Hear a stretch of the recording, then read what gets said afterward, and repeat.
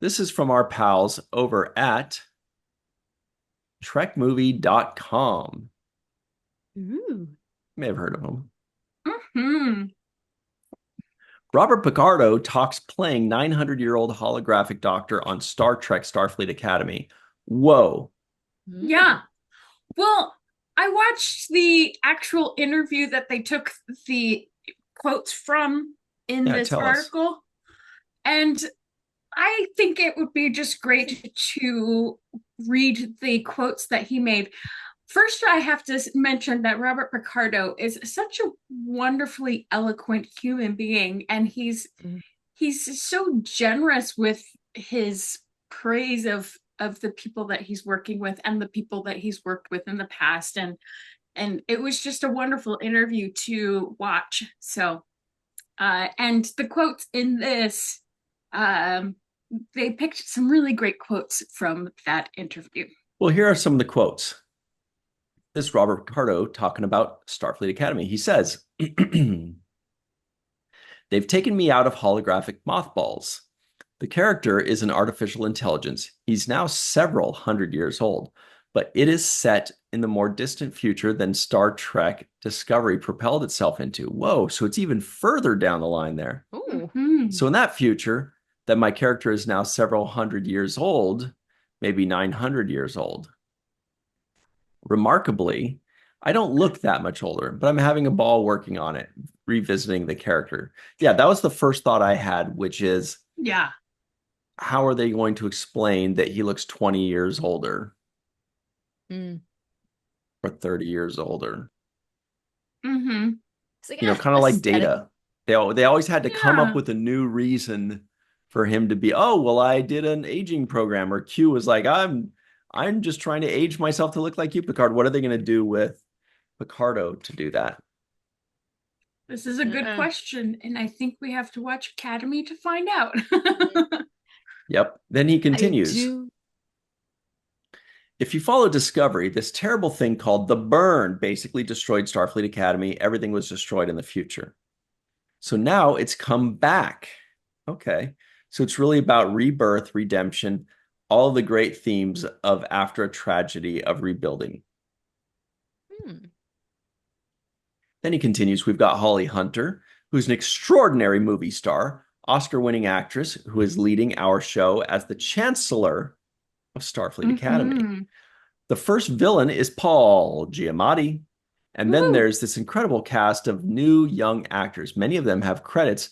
They're just new to me, but they're just really talented and unique. And their characters, both in the writing and their performance, I find very well defined.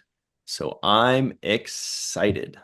Well, this is very exciting to hear him say that because, like we were saying before, there's so many characters nowadays aren't as well defined.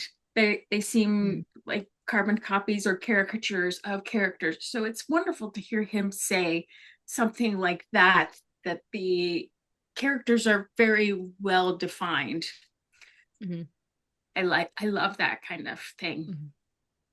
And this might just be my desperate heartstrings pulling at straws, but you could mention Janeway's your Chakotay getting together. I'm just saying, it's 900 years in the future. Well, you're in luck. Maybe he does right here. In this quote, he says, I'm a bridge. Our executive producer, Alex Kurtzman, has said, you're the bridge between the past of Star Trek and the future. And that touched me to hear that. Yeah, I do feel that it's a responsibility of a saga that has meant so much now to three generations. We're working on three generations that find some kind of solace and comfort in the fact that humanity will not only have a future that far out, but that it will be a positive one. And all sorts of problems we seem to have in the present, that kind of toxic seem to be worked through. I'm In the confused by that. future. That seem to be worked through in the future. Maybe it means that The kind of are toxicness. toxic seem to be worked through in the future. And obviously in Star Trek is a little darker now than it was. The newer shows and the fact that this thing called the burn happened in the future. And really, so many different cultures were damaged or destroyed. But now the optimism of renewing our commitment to our ideals and rebuilding. Mm-hmm. All of that are really important messages to hear in troubled times. Obviously, the original Star Trek was during the turbulent 60s, and times are fairly turbulent right now. Yeah. See, to me, that just sounds like they're going to be going back more towards the bright, the optimistic, the funny side of Star Trek. Like a little refresh button. You think so? That's A what I romp. got from him too. In that, yes, he mentioned us facing dark times and be living in times of turmoil right now, like they were in the 60s when Star Trek was initially created, and that now we're getting through the darkness because people want to hold on to that optimism. They love the optimism of Star Trek and the ideals that the future could possibly hold. And so that's what makes Starfleet Academy different and the same as legacy Star Trek. Mhm. If that makes sense. Yeah. No, because it has that sense of perpetual optimism that is bred out of darkness in our current world.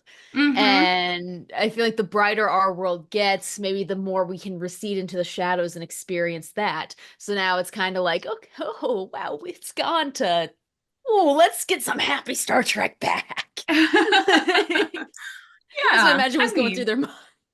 right, right. I like the idea of having that optimism. But I mean, for any show to be good, you have to have some sort of conflict. But maybe we're not um, post-apocalyptic dire conflict. More, Yeah, you we've know, beaten that to death, haven't we? right. What if Yes, they we do like have. as for villain, it's just a rival academy school on Earth. Yes, I like it. The Hufflepuffs, right? Yeah, just The the old school Pufflefish. battle. Thanks so much for watching that clip. We go live every Friday at 5 p.m. Pacific, 8 p.m. Eastern on Star Trek and Chill.